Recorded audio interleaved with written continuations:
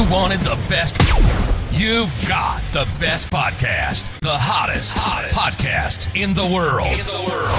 The Chris Voss Show, the preeminent podcast with guests so smart you may experience serious brain bleed. The CEOs, authors, thought leaders, visionaries, and motivators. Get ready. Strap yourself in. Keep your hands, arms, and legs inside the vehicle at all times, because you're about to go on a monster education roller coaster with your brain. Now, here's your host, Chris Voss. I'm Chris Voss here from the ChrisVossShow.com. Ladies and gentlemen, our latest season that makes official. Welcome to the big show. 16 years of the Chris Voss Show, 2,500 episodes. Oh my gosh, can you believe it? We just have the most amazing authors on the show and everything that goes on. Go to goodreads.com/Chris Voss, LinkedIn.com/Chris Voss, YouTube.com/Chris Voss, and Facebook.com/Chris Voss. Who knew there were so many of these people in the world? Opinions expressed by guests on the podcast are solely their own and do not necessarily reflect the opinions of the host or the Chris Voss Show. Some guests of the show may be advertising on the podcast, but it is not an endorsement or review of any kind. Today we have an amazing young man on the show. We're going to be talking about his series called Night of the Phantom in episode 1 and 2 books that we'll be getting into. His latest book, episode 2, Night of the Phantom, let me recut that. It's called Consequences of the Phantom, Night of the Phantom, episode 2. We'll be talking about the whole series, book 1 and 2. But the latest one is out August 18th, 2025 by Carlos Manuel Reynosa. Welcome to the show, Carlos. How are you? I'm doing good. Thank you for having me. Thank you for coming. We really appreciate it. Give us your .coms. How can people find you on the interwebs, sir? Find me at arthurcarlosreynosa.com. And where else? The bookstores are for the free series is Source Knowledge in Newark, New Jersey. Mm-hmm. Little Boho Bookshop in Bayonne, New Jersey. Mm-hmm. And Reading Glass at Crooktown and Kembler Mall. And also at $10book.com. So give us a 30,000 overview. We'll just lead off with the book 1 in the episodes. Give us the lead off on that. Give us an overview, 30,000 overview of what's inside the new book. It's called Night of the Phantom, episode 1, and Consequences of the Phantom, Night of the Phantom, episode 2. Nick Sartell is a teenage boy living in New York, living based on how people perceive them. At school, he's a bully to other students. He's a victim to the bullies. He's a troublemaker to the faculty, and he's someone to be cautioned around his mother. Mm-hmm. So by that, one day he has an opportunity to change that perception, but is it for the good or for the bad? Mm-hmm. And Consequences of the Phantom is basically what the consequence of making those decisions are. Mm-hmm. And so what prompted you to want to write this book, and what motivated you to do it? Is this your first book? When the first book came out in 2021, was it your first book? Yes. I'm a big fan of the superhero stories, the Greek mythology, overcoming evil, personal gains. I'm very big on that. And I always wanted to write one of my own, so I did it as grade school. I'm coming all these stories, and as I grow older, the stories group changed over the years, and to a point where now I've had a meaning to it. As you say, number 1 is about perception, how dangerous it could be to change, how one picture could change everyone's mind, and you're not even sure what that picture was about. And consequences is about the consequences of those actions of the picture, of that picture. Mm-hmm. Mm-hmm. And what it was your very first book that you've ever written? Yeah, it's the first, yes. I have a lot of stories, but that's the first one I published, and I'm hoping to do a lot more. Now, is that going to be in this series where you're going to keep going on with the Phantom series? I like to I like to see what else I can do. I would like to do a love story. I love to do a comedy story. I like to see where I can grow. What got you interested in writing? And how long have you been interested in writing? When did it begin for you? I was a late bloomer. It was very hard. You can ask my family. It was hard to get me to read a sentence, let alone read a book.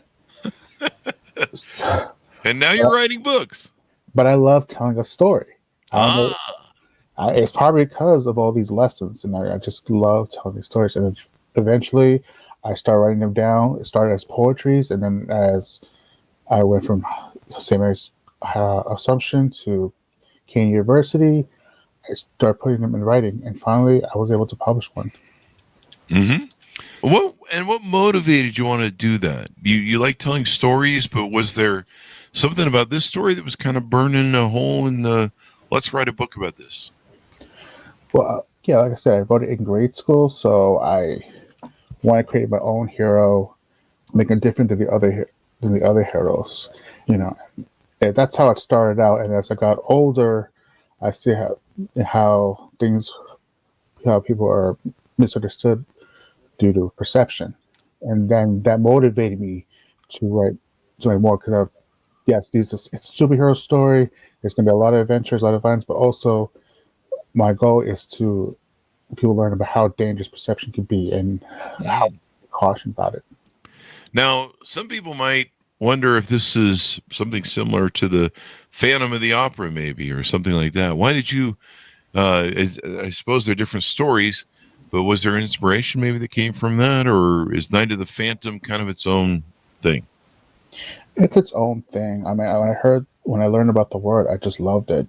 And yes, I know it's different. I know there's other versions of it, but I think that's what helped write the story, because Nick Sartaro is a common person, common thing. So, and if you read the story, you'll learn how it all makes sense.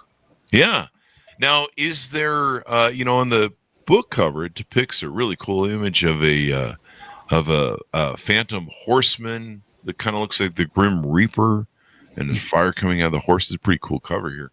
Is that part of the story, or is that kind of just maybe an emblem of maybe him or something in the story plot line? It's part of the story. It's a mystery for Nick Sartaro to figure out, and he'll learn these stories as the series go along. But you'll get a big idea on the first one. Sounds interesting. Night of the Phantom. Dun, dun, dun. Phantom of the Opera. So people like this sort of thing and follow. What type of book would you call it? Is it a mystery? Is it what type of novel would you brand it as? Thriller? Yeah, it's suspense, thriller, action. There's a love interest, so it depends how the reader wants to see it. Okay, it's a bit of a love interest, suspense thriller in literature, and so do you like writing these types of genre for thrillers and stuff? Yeah, I like telling stories in general. If you can see the flow to it. I love hearing about the story, Odysseus and Hercules and all that stuff, which motivates me to write my own version of it. Now, you said Hercules, I think? Yes. And what about that do you find fascinating? The story about him doing the 12 labors, and I always feel like he is always have to pay for something. No matter how heroic he was, he always had to pay for something, which is part of the lesson of the Phantom as well. Like, there's a price to pay, no matter what the consequences are. You have to pay the price. Yeah. What's an old line from Rush by Neil Peart? We will pay the price, but we won't count the cost. Yeah. It's kind of interesting. So maybe there's a cost to things that we're willing to pay the price for that we don't see sometimes, and it's all wrapped up in the big package. Maybe, I don't know if that's a good analogy or not. That's great. Yeah. It's we each pay a fabulous price for our visions of paradise. That's another quote from them. And so, do you see this series? Is there a limit? Like some people that come on the show that are novice will say there's only 3 books to this series, and then I'm going to go do something else. Do you have a cap on that? It depends how many people want to read more of it. Consequences is more of a thank you to those who are being patient on the second book and being very supportive of me as the journey was. But if they want more, which I do have planned for, they have to let me know. Buy the book, folks, if you want more. Show him you love it. Is there any other works outside of this series that you're maybe involved in? Yeah, aside from things, I am planning to slowly release this other series. It's not a superhero, but it's all girl characters. Hmm. And if I could give you a description, I would say Mean Girls or Heathers. Oh, like a Mean Girl or Heather show. Those things are very popular in what's going on there. So, what makes you interested in that type of series? Well, the series is, well, I grew up hearing about the story about the Four Horsemen. Mm. So, and I like the Phantom. I was fixated at that. So I wanted to make my own version. And this is one of those versions I want to implement the Four Horsemen on. Ah, now the Four Horsemen of the Apocalypse in the Bible, is that correct? Correct. There you go. And then, I mean, what do you find enthralling about them? I mean, they're kind of mystical. Kind of reminds me of the horse maybe you have on the cover here. Yeah. Yeah, I just picked that up. It just feels like a force of groups, like X-Men, like Fantastic Four. I have just a whole perception of it, and was interested in how other people perceived it. Mm-hmm. So this is just another way of perceiving it. The Four Horsemen. As a lot of people say, we're in end times, as it were. So maybe that's a fun thing. What do you enjoy about writing? What does it bring you fulfillment in some way? I imagine it would, but I'll leave it to your words. What do you find is fulfilling in writing for you?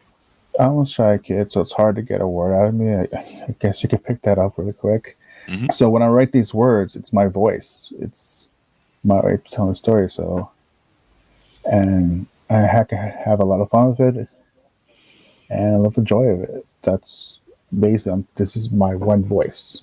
Would you say you're a bit of maybe an introvert or someone who people watches and learns from them or something? Yeah, I'm a reserver. Yeah. A reserver, is that what you said? Observer. Yeah, there's something about watching people and wondering why they have the quirks that they do, why they behave certain ways, et cetera, et cetera. It can be fascinating sometimes, and it's good for story collecting for use in your own stories, maybe. Yeah, I find that for what I see. That's probably also why I'm so fixated with these ideas, like, because I see how other people, maybe I'm theorizing and not realizing it. Mm-hmm. Mm-hmm. And so it gives you interplay. Tell us a little bit about the character Nick, who's the protagonist in your book, as they say. Okay, because he's a teenager boy. He has family, and you're slowly going to learn about them. He has a past that even he doesn't know about that he's going to find out. He's shy, he's insecure. Mm-hmm. He's trying to live his day by day, but there's so many perceptions of who he is, and many people are trying to enforce those perceptions on him that he doesn't know how to act. So when he becomes the Phantom, he feels more comfortable. He's more his choice, but it also scares him because what does that mean for him? So there's sometimes a price to pay for our little things that we do there. Very interesting, very interesting. Consequences, The Phantom was the second book, out August 2025, and the first book came out in 2021. Did you spend a lot of time writing both books, or how long did it take to compile both of them? Oh, it took a very long time because the school work and actual work and other personal things aside. With one, I had writer's block. So it took a while to get right back into it. Writing's branding. Mm-hmm. Yeah. Writer's block definitely is a thing. That book with me kind of put the fire back into me. So I started writing. How do you personally overcome writer's block? A lot of people have some different techniques. My technique was music. Keep writing other stories until it comes back to you. It's always trying to do something different. Sometimes it's right there. You just need time to breathe about it. Yeah. I do the same thing whenever I get writer's block, which usually doesn't have much anymore because I've always got some stupid thing to say about something. But I've just found to just write stuff down. Just write. Like, I remember when I was writing my book, I was in an accountability group, and everyone was really working hard to be good at writing and to write their book. And I remember the other people on the team were editing as they were writing. They were trying to, write stuff down. They'd write like a paragraph maybe, and then they would try and edit it at the time. They're like, well, let's try and, make this formatted. And me, I was doing what I would call puking on the page.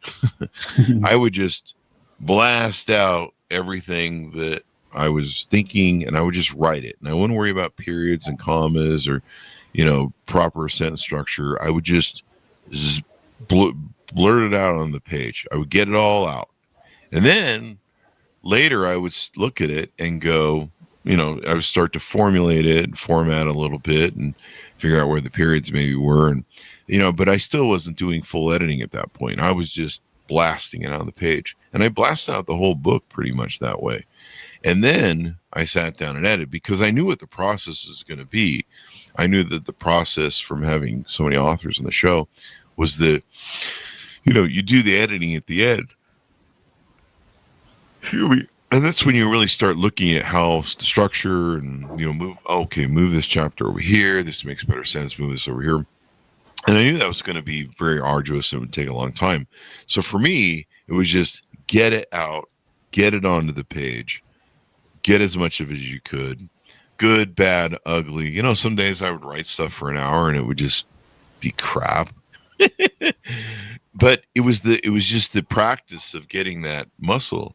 And then what happened to me is, we were an accountability group where we try and just write an hour a day. What happened is the further along I got, and the more I wrote, the more I wanted to write more, and the longer the times began. It went from just I could barely write an hour, because that was what we were trying to do every day, to where I was like, oh, I'm writing for 2 hours. Now I'm writing for 3 hours a day.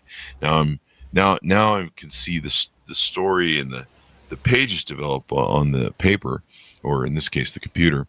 And I became enthralled with it and telling the story and explaining the stuff.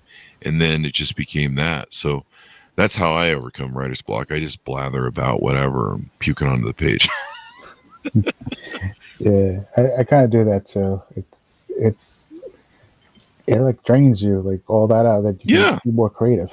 Yeah, and plus once it's out, it gives you more ideas. It feeds into it, et cetera, et cetera. Now you said there's a love interest in the story. Who's the character that's the love interest? What's her name?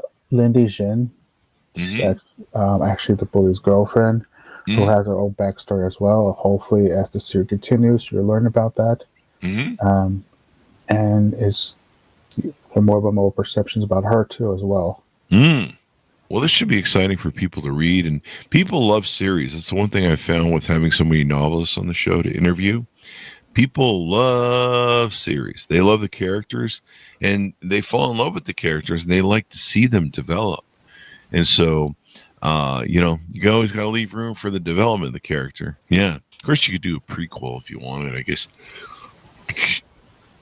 He says these days there's some people that will do previews of the character, but like we have the Tom Clancy people on, and there's usually the main Jack Ryan character, and there's Jack Ryan Jr. and all that jazz that goes on and stuff like that. What advice would you give to aspiring writers that might be listening in that would like to write their first novel as well after what you've experienced?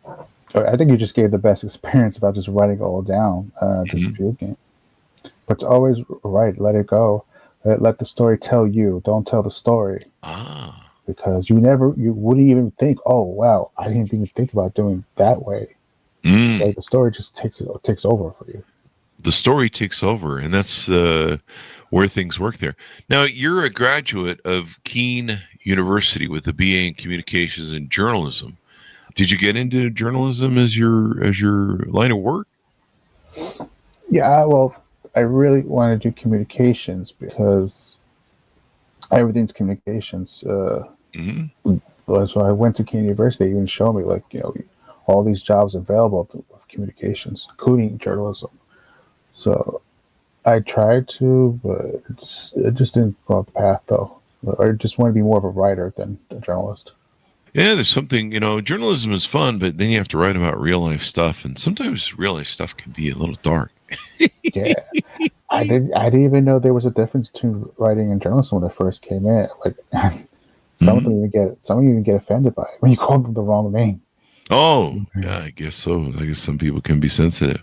Now, I notice you post a lot of stuff about on your blog and video page. Do you keep a lengthy video communication with your audience? I try. I'm more like, because I just want to keep people updated. I want people to show them how the journey is. If I can give advice, I can give advice. Like even if they think I'm a failure, you can learn from my mistakes. But at the end of the day, I'm like, oh, please don't get nervous. Please don't get nervous. Yeah, you'll be fine. Yeah, you're doing good. Now, I see a note here. You thanked an acknowledgement to your family and Keene University Writing Center. Sounds like they gave you some support there. How was that supportive for you? They gave me way more support than I actually asked for.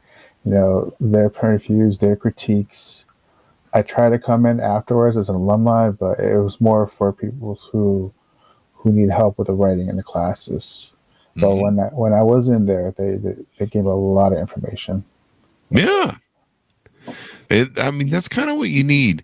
What were some of your influences of writers or genres that you maybe have always been into as kids or growing up? Or what were some of the genres that you like, or maybe some writers that you aspire to, that you look up to? Oh, there was, like I said, Greek mythology, Homer, Jason the Argonauts. Also, like Stephen King, Dan Brown. Oh.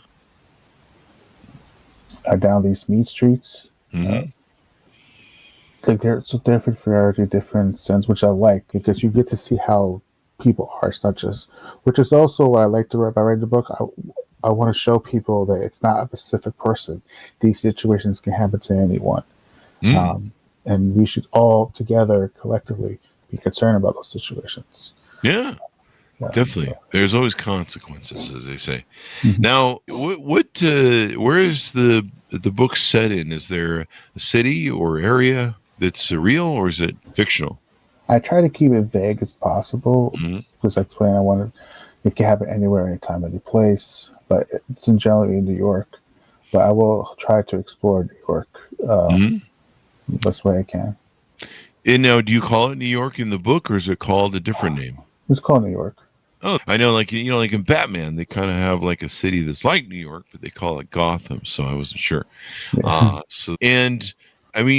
You mentioned you're a late bloomer. We've had a lot of people on the show that bloom late, but they've punched out 50, 60 books, and they've become quite prolific. They're usually on the show about every 3 to 6 months with their works, and I've always been amazed. Sometimes they have whole different series. We have some authors on the show that have, I think, 3 to 4, maybe sometimes 5 series of different, running series.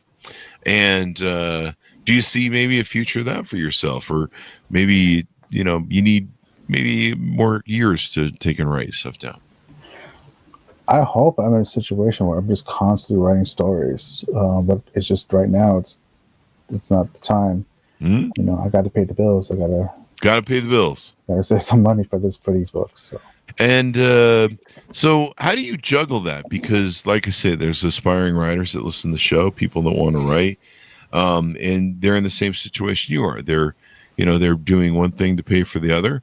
How do you juggle that? How do you find the time, the inspiration? Do you struggle sometimes with inspiration because you're weighted down by both? Yeah, it's a big struggle, especially when I wrote the first one. The technology wasn't advanced as it was today. When I grew up, a computer, you have to be careful when you touch a computer, because of how expensive they were back in the day. Yeah. So. It's easy to muck them up if you push the wrong button, isn't it? It's kind of like girlfriends. And now there's so much. It's so much easier. In fact, you could do a little bit of editing and formatting. Different things. They have programs for that. Was there a favorite program that you used? Microsoft, but just Microsoft 350, I believe. Uh-huh. When my friend showed me I could do it on my phone, I felt like a whole weight lifted. I was like, Really? you just saved me right there. So do you write a lot on your phone? I'm learning to do it now. Mhm. Because I've learned the old way, so it's hard to transition to the new ways, but I'm Yeah. learning. I'm trying to keep up as much as I can. Well, if you're commuting to work or at work, or you probably shouldn't write when you're at work. Right. We'll leave that for the boss. But, commuting to work, or you find yourself out eating or something, and you get that idea that pops in your head, or a scene or scenario, that makes it pretty good because you can put it down. Yeah, when I did my poems, I would do the Nacum thing, Mhm. postage, whatever I could write. And now I could do it in the phone. So that's like, you have no idea how much you save with that. Oh yeah. I mean, it's so great. And, ideas pop in your head wherever you are. And, I'm always sending emails to myself. I get an idea, a task, or, hey, go to the cleaners or whatever. And, then you do that, and you should be good. So yeah, that's one of the things that you can do. What else maybe haven't we covered about the book series, or the books that we should tease out to readers to get them to pick it up? Geez. Or anything we want to talk about to promote what you're doing?